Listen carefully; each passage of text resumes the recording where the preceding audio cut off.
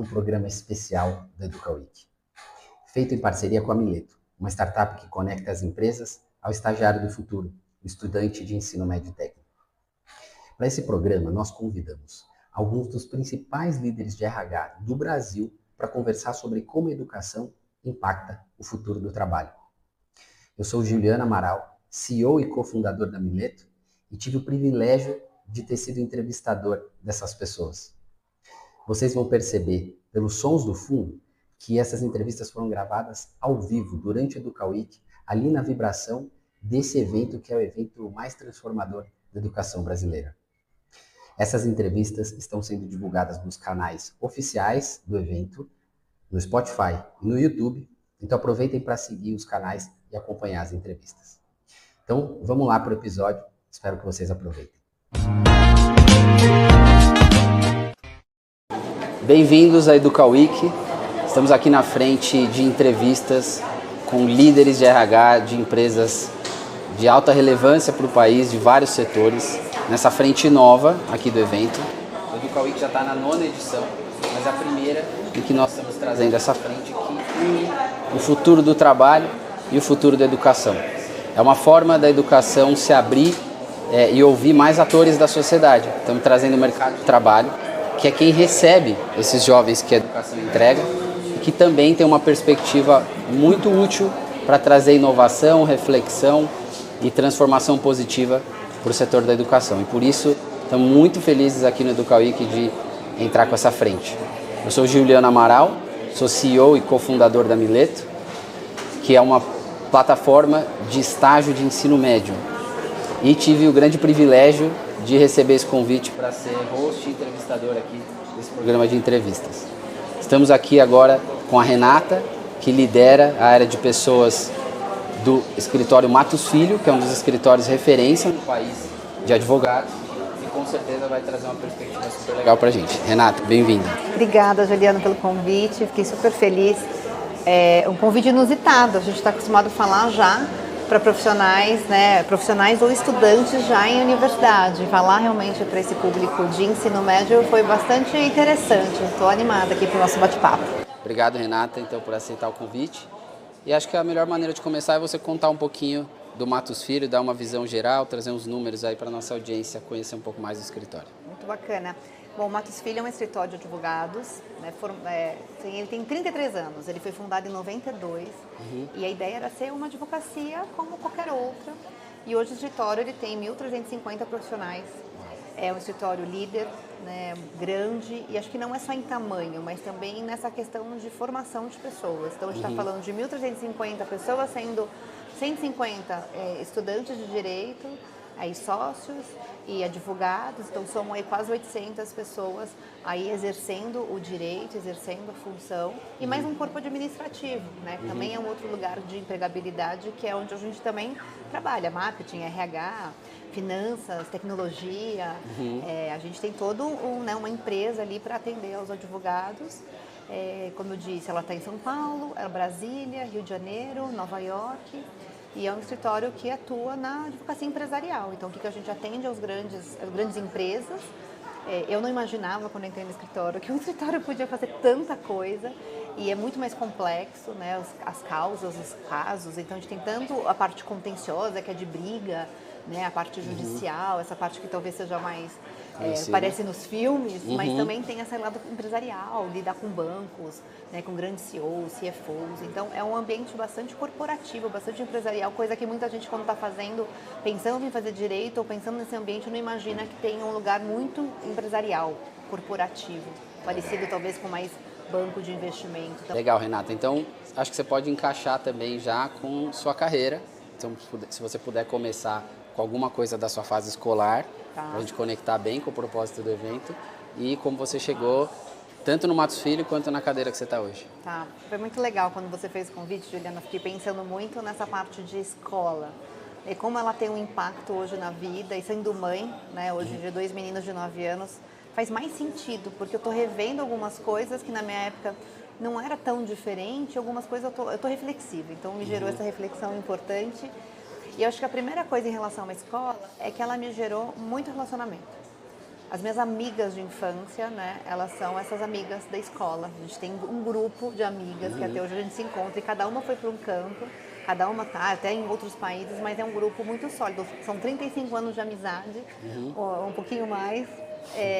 E eu fui para uma escola, isso foi muito legal da minha mãe, né? Eu sou de uma família de classe média, mas que sempre priorizou estudo. Não acho que como algo que minha mãe pensou na época de fazer alguma coisa muito diferenciada, de uma bolsa de estudos, mas ela me colocou numa escola do bairro, mas muito legal, uma escola construtivista. E eu vejo como ela foi importante, porque ela me permitiu refletir, pensar, criar soluções. Então, foi uma escola que me permitiu muito criar e pensar em coisas diferentes do ensino convencional, tradicional, nada contra, mas para mim fez muito bem, que eu acho que uma outra coisa é também a gente entender muito como que é aquela criança na época, né? E fez muito sentido para mim e vai ter a ver com o link da minha profissão. Eu escolhi fazer publicidade e propaganda. Fiz na época teste vocacional e deu uma série de coisas que tinha a ver com pessoas. Então, eu sempre me via assim, num ambiente com pessoas, com trocas, com comportamento. E a publicidade também estava, né, numa época ótima. Eu peguei um boom assim, super legal de fui fazer publicidade, entrei em agência e trabalhei com gente muito boa. Isso que foi legal, né? Eu sempre vi que tanto o ambiente escolar, universidade ou mesmo o trabalho sempre foi um ambiente de aprendizado. Eu acho que eu sou uma pessoa que acredita no aprendizado constante. A gente aprende todo dia, eu estou aprendendo provavelmente aqui com você e eu acho que a gente tem pelo menos eu sou uma pessoa muito aberta. Nesse processo de trabalhar em agência, que foi muito legal, um ambiente super criativo, também muito bom, me desafiando muito, eu comecei a entender que eu não queria mais trabalhar em agência, mas que eu queria trabalhar com pessoas. E eu fui fazer uma busca, conversar com muita gente, que hoje eu entendo que isso é benchmark, né? Mas na minha eu fui fazer uma coisa pessoal. E aí eu fui entender o que era recursos humanos, né? Através de uma mãe de uma amiga da escola, dessa escola que eu estudei, falou, você devia fazer RH, fazer alguma coisa de treinamento, desenvolvimento. Eu falei, mas RH? Ela falou, vai estudar. E eu me matriculei na gestão de pessoas do Senac, que era a universidade que eu achava que tinha mais a ver, a grade. E ali eu conheci muita gente e eu comecei a me interessar de fato pela matéria e consegui um emprego em RH em agência. E depois eu fui parar no Matos Filho, que eu estou há 15 anos e aprendo muito, né? Trabalhar com pessoas é realmente algo muito diferenciado. E talvez a coisa mais importante, assim, eu trabalho com pessoas e aprendo com pessoas, mas a escola, o lugar de aprendizado, ele é constante na minha vida. Eu sempre fui uma pessoa muito curiosa e fui buscar, né, uma formação que me qualificasse dentro desse ambiente de alta performance que eu trabalho, de me qualificar para poder ser uma pessoa referência no meu, né, nesse meu espaço. Então eu continuo estudando, sempre estudei para me sentir aí capaz de exercer a minha função como RH.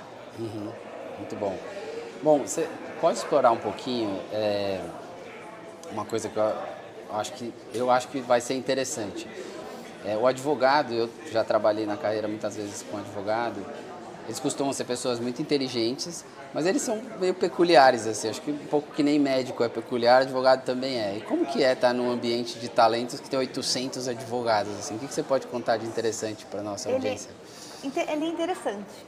Uma coisa que quando eu fui fazer minha entrevista no Matos Filho, eu trabalho num ambiente de publicidade, super, né, descolado, e eu falei, nossa, o que eu vou fazer nesse universo de advogados? E eu lembro que na minha entrevista, uma das coisas assim, que me chamou muita atenção foi, aqui é um lugar de oportunidade, aqui é um lugar extremamente sério, e tudo aqui é levado muito a sério. Eu sou uma pessoa muito responsável, né? Eu sou uma pessoa muito brincalhona, eu penso muito nas pessoas, mas eu gosto muito de coisas que são muito sérias. E o Matos Filho, ele é um lugar que é muito exigente, mas ele é uma escola para mim. Porque ali, nesse ambiente que você tem pessoas, primeiro, né, boa parte de uma escolaridade muito boa. Muitas vezes vindas de famílias de elite. É desafiador porque você precisa estar ali muito segura, muito capaz, mas mais do que a formação acadêmica, porque ela é uma parte, a gente deve falar um pouco disso, mas essa questão de você também estar preparado emocionalmente, né? Para você lidar com ego, para você lidar com vaidade, para você lidar com pessoas que te desafiam intelectualmente. E então eu digo, é um ambiente que me ensina, eu gosto muito do que eu faço, eu gosto muito de onde eu tô, que acho que uma das premissas também da profissão é você gostar, né? Não é todo dia que a gente precisa gostar, mas a gente no geral precisa ter um saldo bom. mas esse ambiente de alta performance, ele é compatível com essa Renata do construtivismo, porque ele me faz também ser diferente e desafiar o status quo das pessoas que pensam muito. Imagina, todo mundo fez a mesma faculdade, ou mesmo curso. Alguns de faculdades semelhantes, então você tem uma diversidade intelectual que não é muito grande. Então eu também achei um caminho de me diferenciar através da minha escolaridade, através do mundo que eu venho. E eu venho trabalhando muito isso, essa parte comportamental, né? A minha diferença é qual o impacto que eu tenho no outro, através muito mais talvez do meu autoconhecimento de pessoas do que só a parte acadêmica, que também é importante. Muito bom. E aí, então, vamos entrar um pouquinho no contexto de jovem talento, porque vai permear tudo aqui, porque ele é bem a ponte entre educação e trabalho. Então, conta do Matos Filho, o que vocês têm hoje de programa? Dá um panorama pra gente. Isso é uma coisa também que eu estava falando, né, que chamou atenção.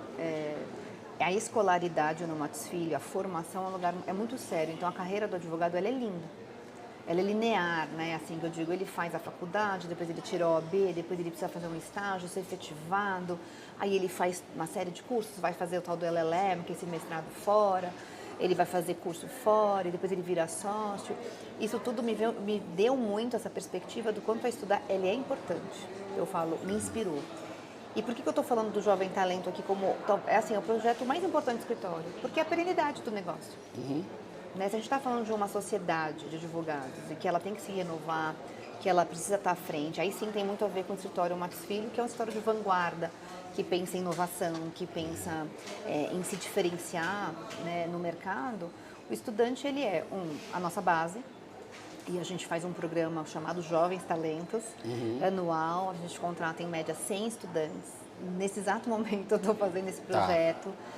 Ele é muito legal, porque é um momento que a gente está com esses jovens, a gente tem também um desafio de diversidade, né, porque a gente tem escritórios Rio, Brasília e São Paulo, como eu disse, e a gente vai se concentrar nessas regiões, mas também diversidade de estilos, né? Os advogados, eles são diferentes, né? Que eu falei até, eles têm um jeito parecido, peculiar, como você bem disse, mas algumas pessoas não vão funcionar para uma área de M&A, por exemplo, elas vão funcionar mais. Então, é um momento também que a gente vai a fundo no perfil, no comportamento.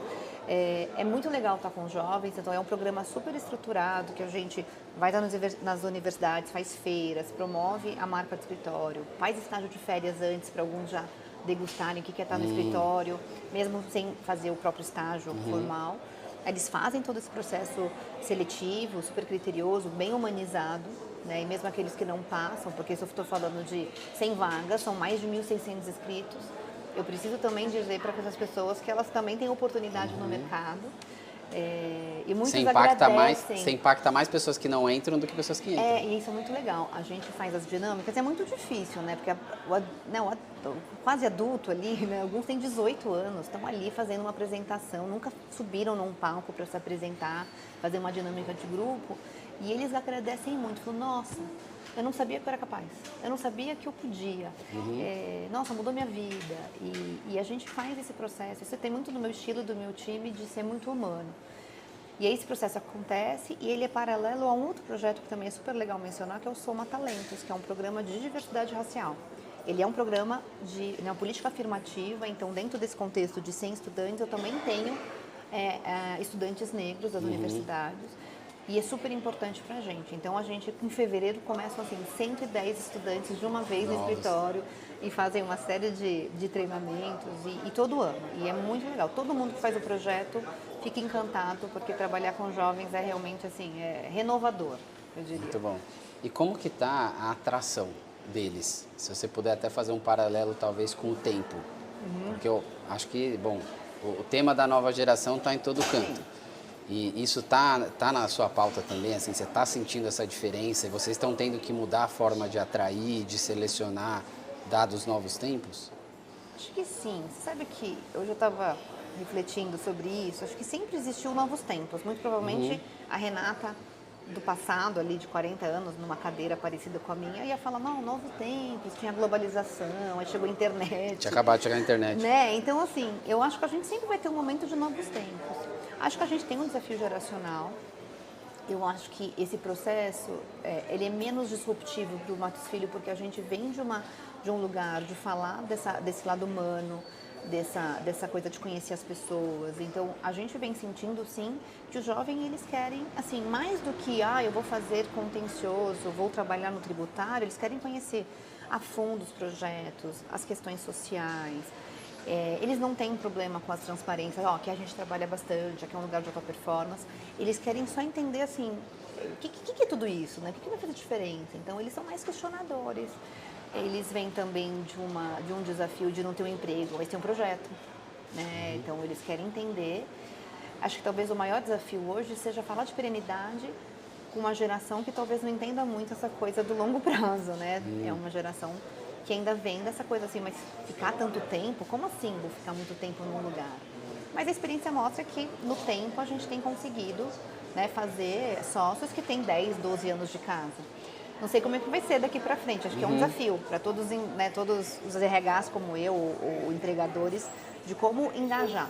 Tá. Né, de como engajar no projeto e fazer aquilo realmente fazer diferença. Você tem exemplos assim que ajudam a gente a ilustrar isso que você falou? Por exemplo, falas que estão ficando mais comuns nos jovens dessa geração, ou até as proporções de retenção estão menores, eles estão ficando menos tempo no escritório, ou alguma coisa para ajudar a gente a a concretizar isso que você está falando? Acho que tem uma fala recorrente que é ambiente de trabalho. As pessoas querem um ambiente bom. E não estou nem falando de ser home office, não ser home office, que muitas vezes... Ele quer se sentir bem. Ele quer se sentir bem. Ele quer sentir que ele tem alguém que está olhando para ele. Então, a pauta gestão de pessoas nunca foi tão relevante. Ainda tem aquele estereótipo, né, que o estudante precisa ser super, ultra mimado ali, que ele precisa estar todo dia com feedback. E não é isso. Né? Alguns, obviamente, podem querer, mas eu acho que eles querem trocar. Eles não têm medo de falar assim, me dá um feedback, me fala o que você achou de mim, onde eu melhoro, o que eu preciso aprender. Então, tem uma coragem que eu acho que antigamente não era tão permitida, esse espaço, essa segurança psicológica, esse espaço mais de vulnerabilidade. Eles querem um ambiente diverso, eles querem um ambiente de aprendizado contínuo, eles querem ser desafiados. Então, acho que talvez a gente tenha que trabalhar essa ansiedade. Que às vezes é bom ser operacional ali, só revisar uma peça, né? Não precisa querer tudo fazer um grande projeto, porque vai ter o tempo. Então a gente tem esse desafio de mostrar a jornada. Calma, é uma estrada, você vai chegar lá, você vai ter muita coisa. Então o que a gente tem feito muito é vídeos, contar a história, né? Calma, você está aqui, daqui a pouco você vai para cá, para poder ilustrar história melhor. De pessoas que fizeram essa trajetória. E eles também querem muito assim, mas eu não sei se eu quero a sua vida desse sócio, mas o que é a vida desse sócio? Mas deixa eu te contar, ele tem filhos, ele viaja, ele tem cachorro. Eles não querem mais aquela coisa assim do estereótipo do que trabalha muito e não tem família. Acho que eles querem muito o contrário, a humanização. Acho que a pandemia trouxe um pouco isso, né? Claro que foi muito trágico, mas né, de ter essa coisa do conhecer as casas do advogado, do sócio, a camiseta, assim, as pessoas são gente. Eu acho que isso para essa geração é bom, assim, humanizado, do tipo, sem muito rococó, assim, vamos, deixa eu ver, quem é você? Então eu gosto. É muito mais meu estilo, assim, de estar por trás das máscaras. Eu acho que isso é desafiador. É um conceito que eu ouvi recentemente que talvez no passado, a ousadia não era bem vista, porque você está quebrando as regras muito cedo. Sim. E hoje, desde que com respeito, né, não é o rebelde sem causa, sim, mas a ousadia respeitando o contexto, ela é muito bem vista, ela é quista, né? Antes ela seria talvez reprovatória, uma pessoa muito diferente, ela falando, o que ela está fazendo aqui? Hoje ela fala, nossa, ela desafiou, ela trouxe, às vezes acontece isso em dinâmica, a pessoa traz uma história totalmente diferente, assim, inusitada, e ela se diferencia, assim. Eu acho que a gente está perdendo um pouco esse amor, essa paixão pelo robótico, sabe? Aquela pessoa muito formada, que fala tudo que você quer ouvir. Acho que a gente está em busca um pouco mais da naturalidade. Genuíno, né? Do genuíno, que eu acho que isso que é o mais legal. Isso já me disse se é o gancho ou não, mas para outra pergunta que é o que vocês buscam em jovens talentos? Quais são os critérios para vocês, para o Matos Filho selecionar os talentos que eles gostam mais? Tá dentro disso que a gente está falando, total, e o que mais? Total, porque assim, vamos pensar, né? A gente está pensando que o jovem ele tem que escolher uma faculdade muito cedo, por isso que eu acho que quanto antes ele entrar no mercado de trabalho, conhecer um pouco o universo, ele vai concretizar, porque eles têm um sonho de ser um advogado, um juiz, mas ele não sabe nem o que faz. Então eu acho muito legal quando você começa a inserir o jovem nesse contexto de trabalho. E primeiro para desromantizar e falar assim, Você gosta? É isso te desafia. E aí quando a gente vai para uma entrevista ou para, né, um processo assim de conhecer nas feiras de estágio, acho que a coisa mais legal, pode ser um baita de um clichê, mas é o brilho nos olhos. Eu acho que, e sobretudo no Matos Filho, que é um lugar né, de trabalho, de animação, acho que tem que ter esse ânimo, essa vontade. Sabe, gente que não precisa saber, mas que quer saber, quer aprender, é curioso, investiga, pergunta, gente que realmente que é ativo. Né? E acho que isso vai depender da profissão, mas eu vejo muito isso. Né? A gente às vezes conhece, numa entrevista, obviamente você não pode falar que você conheceu a vida da pessoa, mas em meia hora você consegue entender o quanto aquela pessoa vai ter um fit cultural, o quanto que ela está disposta, né? Porque cultura é uma coisa muito peculiar. Mas eu vejo assim, o brilho nos olhos, a postura, porque também pensar assim, às vezes a pessoa tem um super brilho, um discurso legal, mas ela tem uma empáfia, ela tem um jeito, uma arrogância. Aquilo tudo foi por terra, porque você fala, acho que aqui vai ser difícil. É um brilho de ego, não é um brilho de curiosidade. Então eu falo, a pessoa ser ela, ser natural. Então, eu acho que você pode ter nervosismo, você pode ter timidez, você pode ser você. E acho que entra um pouco dessa sua capacidade cada vez mais de conseguir se adaptar. Falo, às vezes a gente tem que saber fingir bem, no bom sentido da coisa. Você vai estar nervoso? Mas eu tô nervoso. Aí seja genuíno, fala, tô nervoso, nunca fiz entrevista. Aquela naturalidade eu acho que vai mostrando mais quem a pessoa é do que querer chegar lá com jeito, falando, eu li sobre empresa e eu quero dizer que eu...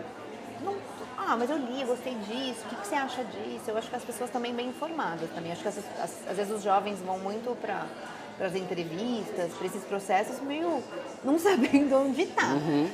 Perdido. Eu falo, meu Deus do céu, se fosse meu filho, eu ia falar assim, vamos lá, vamos nos preparar, Sim. Porque isso é importante, né? Sim. Acho que aquele 30 minutos de show que você precisa dar de uma forma genuína também. Sim. E o legal é que tudo isso que você está falando linka até com a sua história sobre o quanto você é grata pelo que a escola desenvolveu em você. Sim. Pensando que a gente está falando com o ambiente educacional. Muito.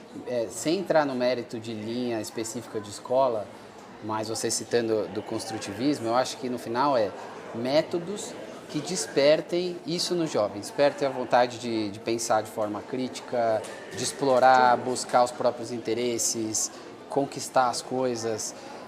Eu tenho visto até as escolas mais tradicionais, muito voltadas para o vestibular e para a aquisição de conhecimento, tem as que perceberam que tem que mudar e tem as que, contrariadas, estão tendo que mudar, porque até as famílias estão assim, olha, legal, aqui vocês têm um ritmo de aquisição de conhecimento muito intenso, mas o que mais? Isso agora não pode ser a única entrega da escola. E o mercado de trabalho está sentindo isso muito forte. Porque eu acho que você fez a imagem do positivo, que é muito legal, mas eu confesso que eu pessoalmente até fico meio triste quando eu vejo o contrário. Sabe, quando chega um jovem e você percebe que ele não teve oportunidade de investigar-se, que ele ainda não teve a oportunidade de explorar alguma coisa, e aí ele vem muito imaturo. E aí você fala, puxa, o mercado de trabalho... Ele, muitos lugares não vão abrir a porta para que ele desenvolva isso lá. É muito importante que ele consiga, anterior ao mercado, conseguir desenvolver isso. Então... mas é um desafio, porque o que eu fico pensando aqui, pensando na nossa conversa? Eu acho que tanto a escola, e concordo 100%, o método ele é super particular e eu acho que tem a ver com a própria criança, com o próprio adolescente, assim, vai dar certo para um, não para o outro. E pais que têm 3 filhos, às vezes estão em escolas diferentes justamente por isso. Então não é sobre isso. É sobre realmente a escola ser um lugar de formação. A primeira formação. Depois vem a universidade.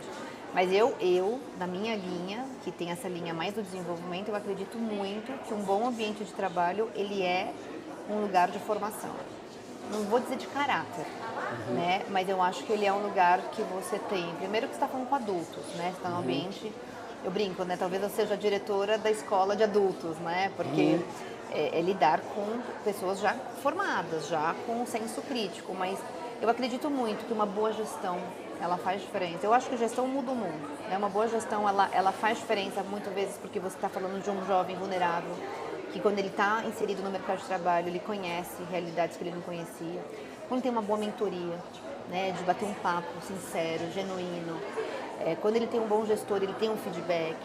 quando ele vai estudar fora, quando ele vai estudar línguas, quando ele tem muitas vezes a oportunidade de receber o seu salário para se inserir. Eu acho que eu faço parte dessa realidade. Eu acho que o Matos Filho, ele gerou para mim um espaço também financeiro para o investimento, né? Para poder alçar. E eu acho que sem isso, assim, uma coisa gera outra, né? Sem educação, acho que a gente não vai para frente, mas também sem o apoio, às vezes, né, das empresas, também as pessoas não vão. Então, eu acredito muito nessa continuidade dessa formação dentro do universo, né? Acho que as pessoas aprendem, tanto é que as pessoas passam por empresas, elas vão ficando melhores porque elas aprendem. Óbvio, aqueles que também estão a fim de aprender. Porque é aquilo, né? Você quer ter um emprego, você quer ter um projeto. Você quer ter um emprego, você vai lá, aprende o técnico, faz igual que você quer fazer e vai embora. Você quer ter um projeto, né? Eu sou amiga de todos os meus chefes, porque eu sempre vi neles também bons professores, bons mentores. E eu sempre trabalho para ser isso também do time, porque eu acho que é um lugar de um aprendizado constante. Talvez acho que menos pedagógico, mas muito sociológico.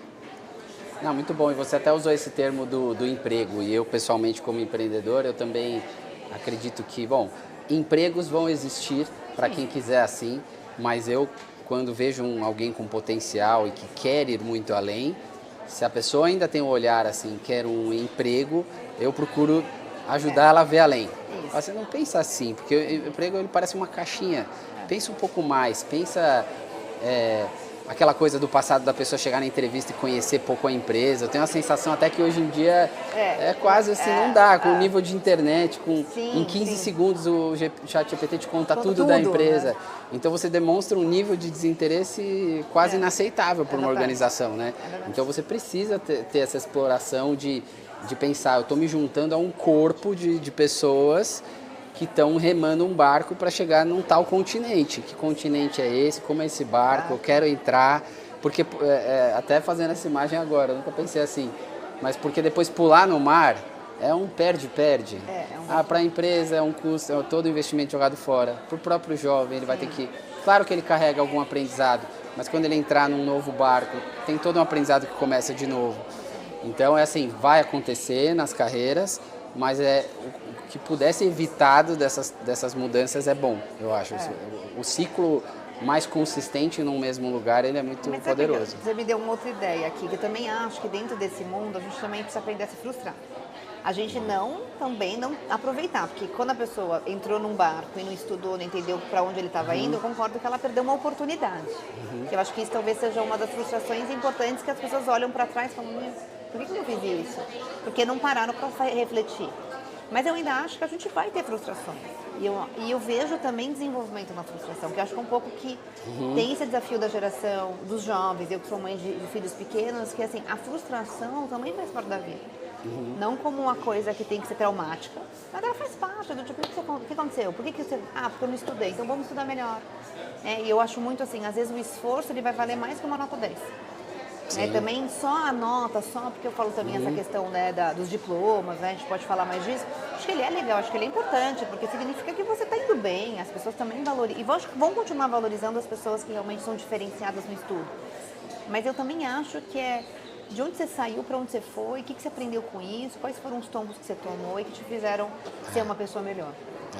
Não, é isso, e saber às vezes reconhecer, é melhor reconhecer e sair do barco também, do que pensar assim, já estou aqui, continuo. Que eu acho que era mais no passado, tinha isso, né? É isso aí. Mas pode entrar nesse ponto que você falou, que eu acho interessante, queria ouvir de você. Não quero nem sugestionar nada, eu quero saber assim, como está o peso do diploma, pensando como era e como está hoje. Eu tenho duas visões. Uma é de quem está num lugar que é técnico. Então a pessoa tem que fazer direito, ela tem que ter OAB, ela tem que ter as credenciais. E ela tem que ser boa tecnicamente dentro da matéria que ela faz.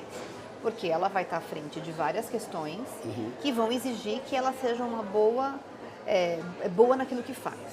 Corta. Só técnica ajuda? Absolutamente.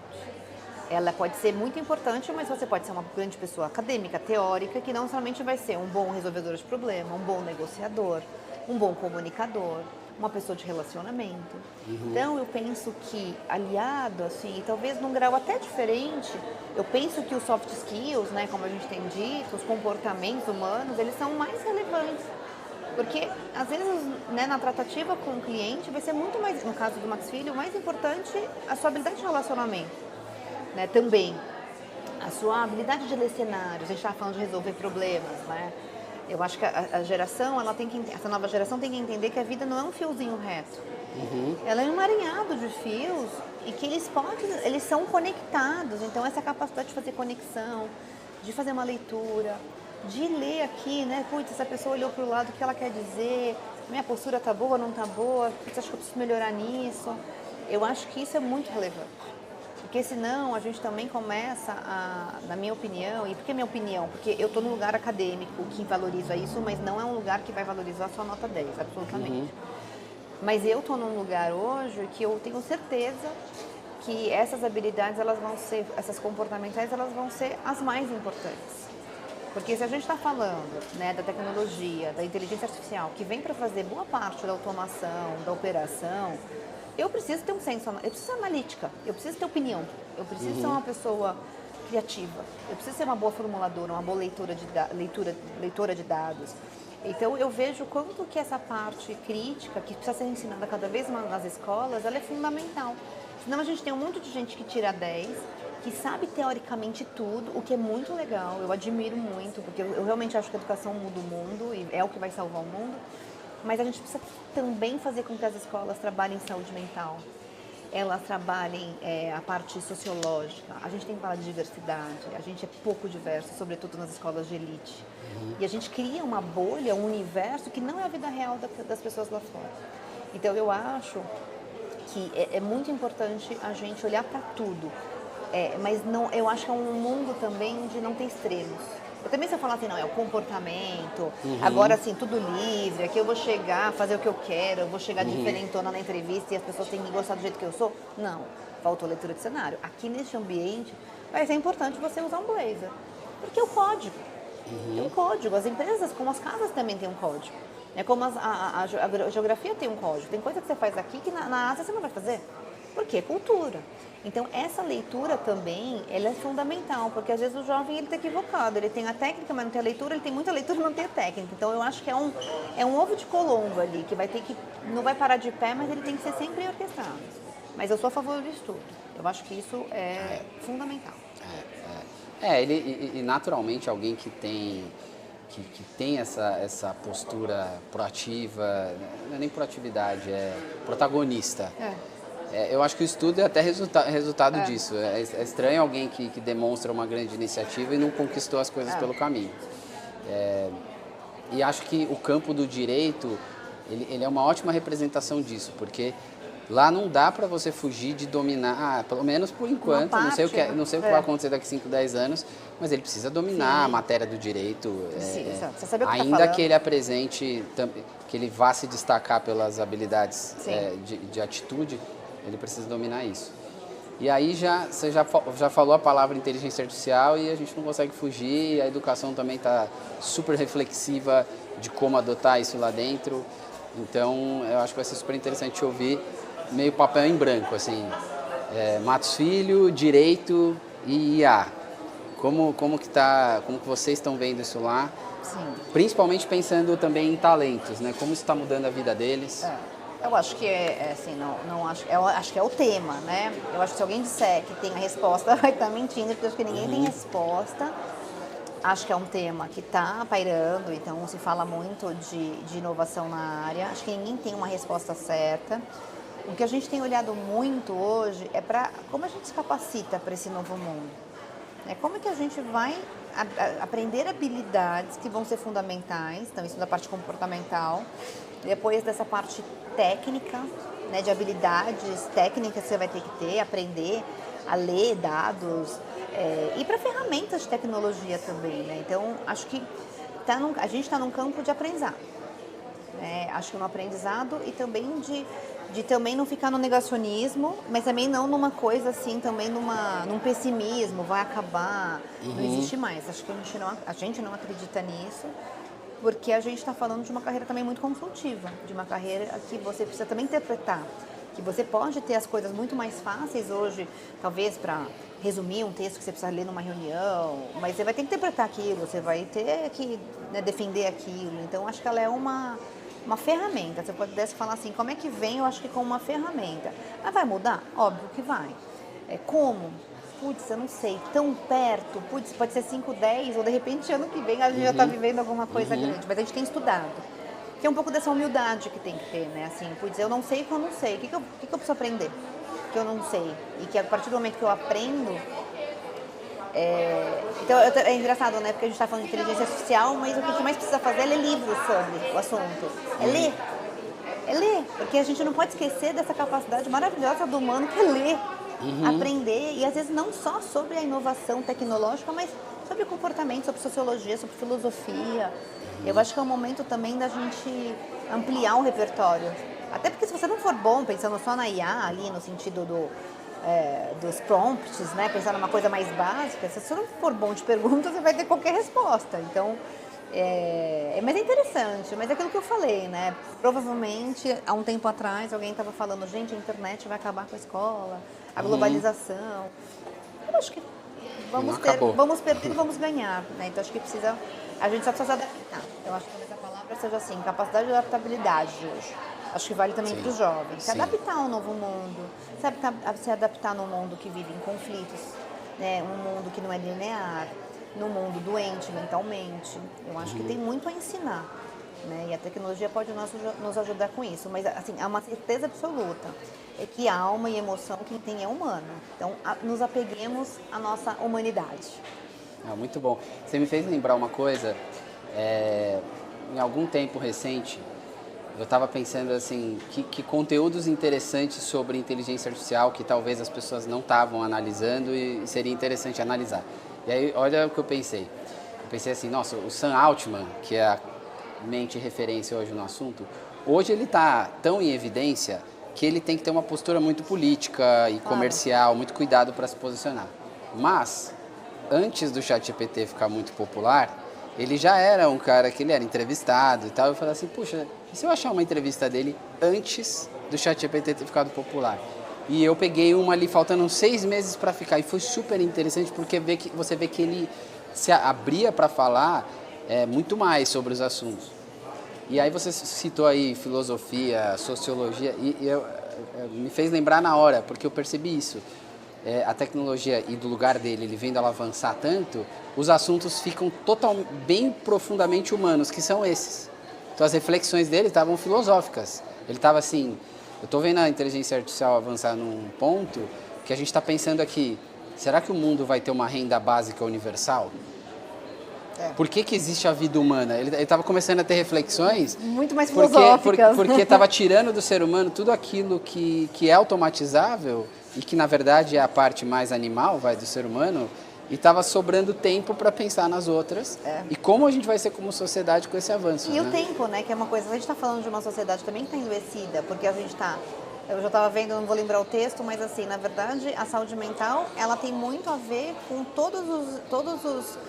as exigências que a gente vem fazendo pra gente mesmo, né? Na verdade, a gente se impôs esse ritmo, né? E todo mundo tá igual, fala assim, não, tem um outro que não dá, não é verdade.